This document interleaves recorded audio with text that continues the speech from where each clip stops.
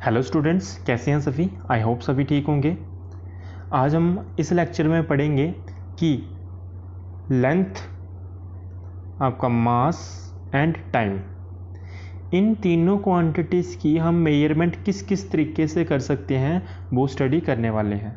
Fine. Last time हमने ये complete कर लिया था आपके प्रीफिक्सेस, मैट्रिक प्रीफिक्सेस थे। और आज के लेक्चर में हम क्या कवर करने वाले हैं, आज हम कवर करेंगे आपकी जो लेंथ होती है, मास होता है या कुछ टाइम होता है, इनकी मेजरमेंट करने के कौन कौन से तरीके हैं, कौन कौन से हम मेथड यूज़ करके इनकी मेजरमेंट कर सकते हैं वो सीखेंगे। फाइन। तो सबसे पहले अगर आपने अभी तक चैनल को सब्सक्राइब नहीं किया है, जिस चैनल पे आप ये वीडियो देख रहे हो टेक्निकल मंडोत्रा जी, तो आपको इस चैनल को सब्सक्राइब कर लेना है first of all. Then you have to like this video को लाइक कर दिया करो, आप वीडियो को लाइक नहीं करते हैं, ठीक है। फिर आपने बेल आइकन को प्रेस कर देना है, ठीक है। बेल आइकन को प्रेस करने के बाद अगर आपको वीडियो अच्छी लगी तो अपने फ्रेंड्स के साथ भी शेयर कर देना। ये सारी बातें मुझे आपसे करनी थी जो मैंने आपको बता दी। देखो, आज ये वाले लेक्चर के अंदर मैंने अपनी बुक जो होती है आपकी रेफरेंस बुक, उनके पेज कटआउट लाए हुए हैं, ताकि क्योंकि इसमें सिर्फ समझाने वाली चीज़ें हैं, ठीक है, थ्योरेटिकल चीज़ें हैं, ज़्यादा कुछ मुझे खुद से लिखने की ज़रूरत नहीं है, आपको ये यहाँ से समझ आ जाएगी, ठीक। इसलिए मैं इसके कुछ पीस काट के लाया हूँ मैं पेजेस के, यहाँ से आपको समझा दूँगा। तो पहला समझते हैं मेजरमेंट ऑफ लेंथ। आपकी जो लेंथ है, फर्स्ट जो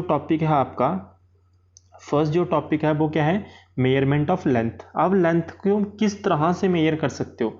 एक तो बचपन में आपने देखा था, जब भी आपकी कोई चीज़ की मेजरमेंट करनी होती है आपके पास क्या होता है, स्केल होता है। उस स्केल से आप क्या कर सकते हो, मेजरमेंट कर सकते हो।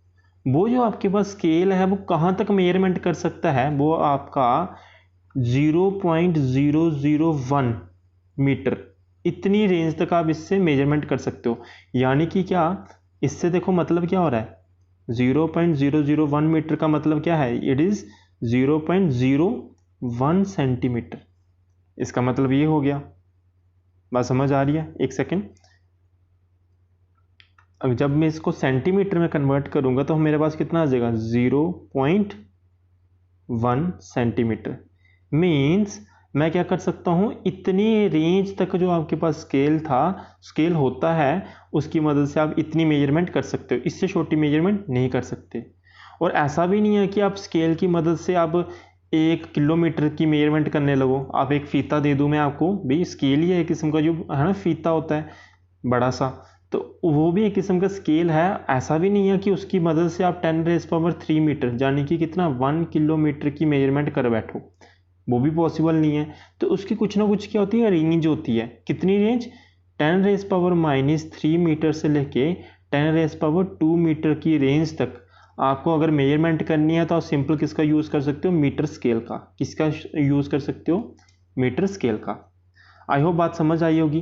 देखिए, तो यहाँ पे पहला पॉइंट वही है, क्या है आपका पहला पॉइंट, मीटर स्केल यूज़ किया जाता है for the distance from range कितनी, 10⁻³ टू 10⁻² मीटर, ठीक है।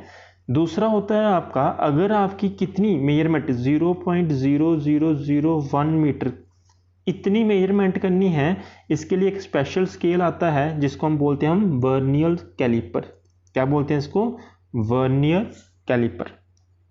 अगर इससे भी आपको छोटी मेजरमेंट करनी है, कितनी रेंज में, 10⁻⁵ रेंज में, इससे भी छोटी रेंज इसकी अगर आपको मेजरमेंट करनी होगी लेंथ की, तो what you have to use another instrument जिसका नाम है स्क्रू गॉज, जहाँ एक और इंस्ट्रूमेंट होता है जो कि क्या होता है आपका, स्फेरोमीटर होता है।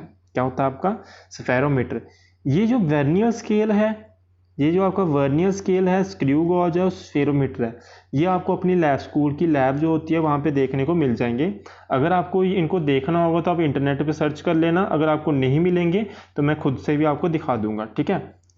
नेक्स्ट लेक्चर में आप मुझे कमेंट सेक्शन में बता देना कि अगर आपको ये देखने हैं, तो मैं आपको वीडियो में नेक्स्ट लेक्चर जो होगा उसमें आपको दिखा दूंगा इनकी इमेजेस। फाइन।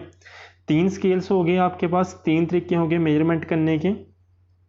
तो ये हो गया आपके डायरेक्ट मेथड। अब डायरेक्ट मेथड, ये डायरेक्ट मेथड कैसे है, आपको कोई चीज़ दिख रही है, आप उसको पकड़ लो और अपना मीटर स्केल यूज़ करके उसकी मेजरमेंट कर लो।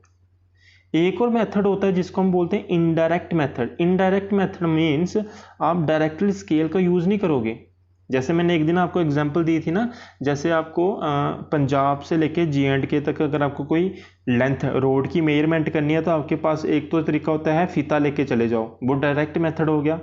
एक होता है इनडायरेक्ट मेथड, आप हेलीकॉप्टर में बैठ जाओ पंजाब से, वहाँ से आप हेलीकॉप्टर में बैठोगे, आपको हेलीकॉप्टर की स्पीड पता होगी, एग्जाम्पल के तौर पे स्पीड पता होगी। जैसे ही आप जम्मू में पहुंचोगे तो आपका टाइम भी पता चल जाएगा, मीन्स पंजाब से लेके जम्मू तक आने में आपको कितना टाइम लगा। स्पीड और टाइम को मल्टीप्लाई कर देना हो तो आपको क्या मिल जाता है, डिस्टेंस मिल जाता है। तो इस तरह से इस मेथड को कौन सा मेथड बोल दूंगा मैं, इनडायरेक्ट मेथड बोल दूंगा। ये एक एग्जाम्पल थी समझाने के लिए, इस मेथड को हम बाद में डिस्कस करेंगे। जो इनडायरेक्ट मेथड है for the measurement of length, आपके दो मेथड होंगे, इन दोनों मेथड को मैं बाद में डिस्कस करूंगा।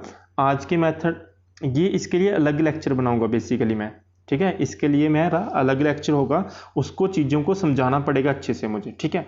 तो ये थ्योरेटिकल पार्ट आज मैं कवर कर रहा हूँ। नेक्स्ट चलते हैं, मेजरमेंट ऑफ मासेस। आपका जो मास होता है उसकी मेजरमेंट करनी हो उसका भी कुछ ना कुछ तरीका होता है। मास आपको पता है वो क्वांटिटी, मास बेसिकली क्या होता है, कोई बॉडी है उसका कितना मैटर है, उस बॉडी का कितना मैटर है, उसे हम क्या बोलते थे, मास बोलते थे। और मास आपका कभी भी जीरो नहीं होता। देखो ये बेसिक प्रॉपर्टी है मैटर की, which does not depend upon temperature, pressure, location of the object in space. Space में कहीं भी होगी ये कभी भी चेंज नहीं करेगा, मीन्स इन चीज़ों के ऊपर, temperature, pressure, location, in space, इन चीज़ों के ऊपर आपका जो मास होता है डिपेंड नहीं करता है। अब एक तरीका मास को जो मेजर करने का तरीका होता है वो पता है आपको, बैलेंस वाला, कॉमन बैलेंस मेथड होता है। जो आप ग्रोसरी दुकानों पे चले जाओ, आपकी जो ग्रोसरी शॉप्स होती हैं वहाँ पे चले जाओ, वहाँ पे होती है ना तराजू उनके पास ऐसे करके यहाँ, तो एक मेथड, इस मेथड को कौन सा मेथड बोलते हैं, बैलेंस मेथड। बैलेंस करते हो आप, तो एक सिंपल मेथड हो गया आपका कौन सा, बैलेंस मेथड, जो कि ग्रोसरी शॉप में यूज़ किया जाता है। नेक्स्ट मेथड है, अगर आपकी जो बड़ी बड़े प्लैनेट्स हैं, बड़ी बड़ी जो चीज़ें हैं उनकी मेजरमेंट करनी हो, उन चीज़ों की मेजरमेंट करने के लिए हमारे पास दूसरा मेथड कौन है, आपने इनको पॉइंट वाइज लिखना है, ठीक है। पॉइंट नंबर 1 कौन सा है आपका, कि बैलेंस मेथड जैसे ग्रोसरी शॉप। सेकंड पॉइंट, जो आपके बड़े बड़े मासेस है, यानी कि लार्ज मासेस के लिए, एग्जाम्पल के तौर पे प्लैनेट, स्टार्स, तो कौन सा मेथड यूज़ करते हैं हम, ग्रेविटेशनल मेथड। थर्ड पॉइंट कौन सा आपका, देखो ग्रेविटेशनल आपका पूरा ग्रेविटी चैप्टर है, उसके अंदर हम सीखेंगे किस तरह से ग्रेविटेशनल मेथड यूज़ किया जाता है, ठीक है। अगर आपके छोटे छोटे बहुत ज़्यादा स्मॉल साइज के मासेस हैं, स्मॉल मासेस यानी कि एटम्स हो गए, ठीक है, इस तरह की चीज़ें, एटॉमिक, सब एटॉमिक पार्टिकल्स की अगर आपको मेजरमेंट करनी है उसके लिए हम क्या यूज़ करते हैं, वी यूज़ मास स्पेक्ट्रोग्राफ। हम क्या यूज़ करते हैं, मास स्पेक्ट्रोग्राफ। समझ गए होगे बात को, क्या यूज़ करते हैं, मास स्पेक्ट्रोग्राफ। फाइन।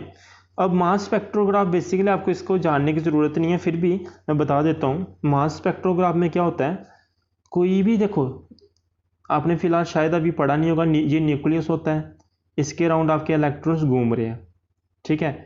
तो ये इलेक्ट्रॉन इसके अराउंड घूम रहे हैं, आपको इनका भी क्या फाइंड कर सकते हो, मास फाइंड कर सकते हो।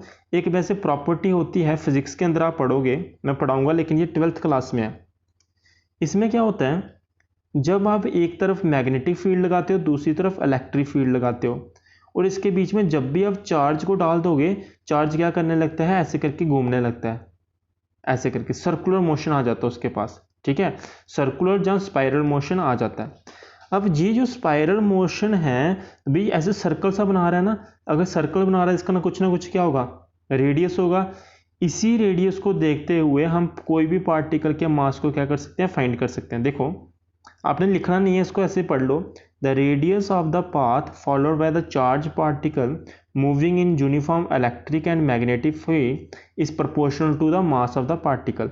जिस सर्कल, जो ये सर्कल बना रहा था इलेक्ट्रिक और मैग्नेटिक फील्ड के प्रेजेंस में, कोई भी चार्ज, ये जो इसका रेडियस होगा ना इस सर्कल का, it is directly proportional to the mass. जितना बड़ा रेडियस होगा उतना ज़्यादा मास होगा, जितना कम रेडियस होगा उतना कम मास होगा।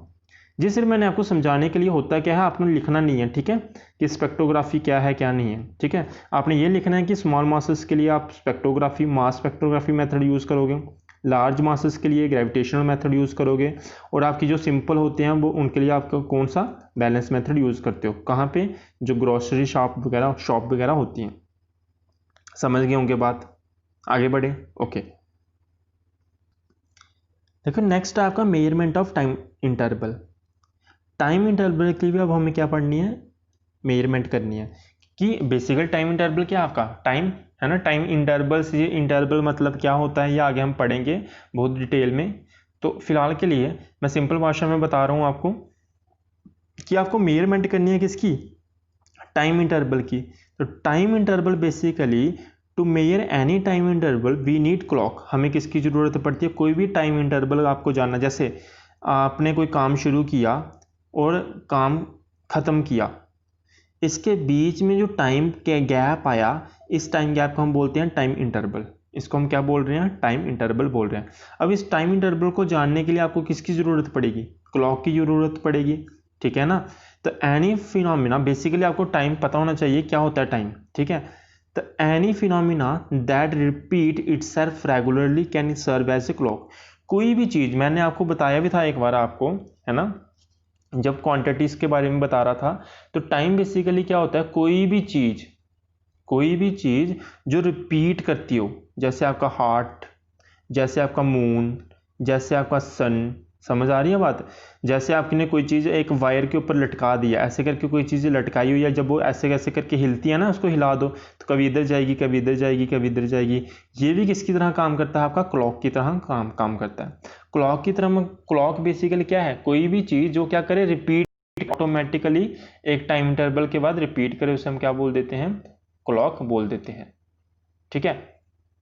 ओके, अब देखो एक साइंटिस्ट यानी कि फिजिस्ट थे, इटालियन फिजिस्ट थे, जिनका नाम है गैलीलियो। आपको इनके बारे में पता ही होगा। तो ये पहले ऐसे इंसान थे जिन्होंने एक सिंपल मेथड यूज़ किया था टाइम को मेजर करने के लिए। आपको ये सब याद नहीं करना, मैं सिंपल बता रहा हूँ। जो आपको याद करना है, एक चीज़ ये पॉइंट लिखना आपको, ये वाला, any phenomena that can repeat itself regularly, उसे हम क्या बोलते हैं, क्लॉक बोलते हैं। ये चीज़ लिखनी है आपको, ठीक है। अब इसको मेजर करने के एक बहुत सारे तरीके इन्होंने, गैलीलियो जी हैं जो, इन्होंने फर्स्ट टाइम जो क्लॉक बनाई थी टाइम को मेजर करने के लिए, वो क्या थी, सिंपल एक लैंप था जो कि हैंग कर रहा था एक लंबी सी चेन के ऊपर, एक लंबी सी चेन के साथ उसको लटकाया हुआ था एक लैंप को, और वो कहाँ पे लगा हुआ था, चर्च में। वो इस तरह से ऐसे करके मूव करता था। उन्होंने क्या किया, अपनी पल्स के साथ उसे मैच करके क्या बना दिया, एक क्लॉक बना दिया, जिसको हम क्या बोलते हैं, वॉच, ठीक है। तो ये सिंपल मेथड था बनाने का क्लॉक को। अब आने वाले टाइम जैसे जैसे प्रोग्रेस हुई, बहुत सारी आपके क्या आ गई, क्लॉक्स आ गई। पहली क्लॉक कौन सी आपकी, इलेक्ट्रिक ऑसिलेटर। इनके बारे में आप 12th में बहुत अच्छे से पढ़ोगे, ऑसिलेटर्स क्या होते हैं क्या नहीं होते हैं। फिलहाल के लिए पहली कौन सी होती है आपकी, electric oscillator. Electric oscillator basically काम करता है आपकी एसी सप्लाई के ऊपर, बट इस एसी अल्टरनेटिंग करंट, ठीक है, एसी सप्लाई के ऊपर काम करता है। और जो हमारी इंडिया में आपको पता है, जो एसी अल्टरनेटिव करंट आ रहा है, उसकी फ्रीक्वेंसी कितनी होती है, 50 हर्ट्ज होती है। कितनी होती है, 50 हर्ट्ज। नहीं पता है, हम 12th में पढ़ेंगे इसके बारे में, ठीक है। तो कितनी होती है, 50 हर्ट्ज होती है। और फ्रीक्वेंसी और टाइम इंटरवल आपस में क्या होते हैं, रेसिप्रोकली प्रोपोर्शनल होते हैं, 1/t। Frequency is inversely proportional to time. तो अगर कोई चीज़ की फ्रीक्वेंसी पता चल रही है, तो भाई मैं क्या बोल रहा हूँ, अगर कोई चीज़ की मुझे फ्रीक्वेंसी पता चल जाए तो मुझे किसके बारे में पता चल जाएगा, टाइम के, अल्टीमेटली टाइम के बारे में पता चल जाएगा। तो सिंपल सी बात आपने ये याद रखनी है कि एक लॉ कौन सी आपकी, किसकी मदद से आप टाइम को मेजर कर सकते हो, टाइम इंटरवल को, इलेक्ट्रिक ऑसिलेटर की मदद से, जो किसके ऊपर काम करता है, आपका एसी सप्लाई के ऊपर काम करता है। और फ्रीक्वेंसी कितनी होती है हमारी एसी की, 50 हर्ट्ज होती है। इसकी वजह से आपकी सिंक्रोनस रोटेशन होती है मोटर की, जो एसी के ऊपर काम करती है, और हमें इसके मदद से क्या मिल जाता है, टाइम स्केल मिल जाता है, ठीक है। अगर इतनी चीज़ें नहीं लिखनी है कोई प्रॉब्लम नहीं है, सिंपल आपको पता होना चाहिए कि आपकी इलेक्ट्रिक ऑसिलेटर होता है। दूसरा होता है आपका इलेक्ट्रॉनिक ऑसिलेटर। इलेक्ट्रॉनिक ऑसिलेटर, इसको भी 12th में हमें आपको समझ आएगा। एक होती है आपकी वैक्यूम ट्यूब्स, और एक होते हैं आपके BJT, इनको बोलते हैं हम बाइपोलर जंक्शन ट्रांजिस्टर्स, ठीक है। तो मुझे पता है इन चीज़ों के बारे में आप फर्स्ट टाइम सुन रहे हो तो आपको नहीं पता चलेगा, तो मैं इसलिए बोल रहा हूँ हम 12th में इनको पढ़ते हैं तो तभी आपको ये चीज़ें समझ आएगी। तो सिंपल आपको क्या पता होना चाहिए, एक आपका इलेक्ट्रॉनिक ऑसिलेटर होता है, बना किसका होता है, ये आपका वैक्यूम ट्यूब्स का या जंक्शन ट्रांजिस्टर का, जहाँ इनको बाईपोलर जंक्शन ट्रांजिस्टर भी बोलते हैं। क्या बोलते हैं, बाईपोलर जंक्शन ट्रांजिस्टर। समझ गए बात को, फाइन। क्यों, ताकि ये क्या प्रोड्यूस करते हैं, for producing electromagnetic waves of high frequencies and the small time interval of such oscillation can be used for measuring small time intervals. देखो ये क्या करते हैं, बहुत हाई फ्रीक्वेंसीज की इलेक्ट्रोमैग्नेटिक वेव्स को प्रोड्यूस करते हैं। कौन, vacuum tubes and junction transistors.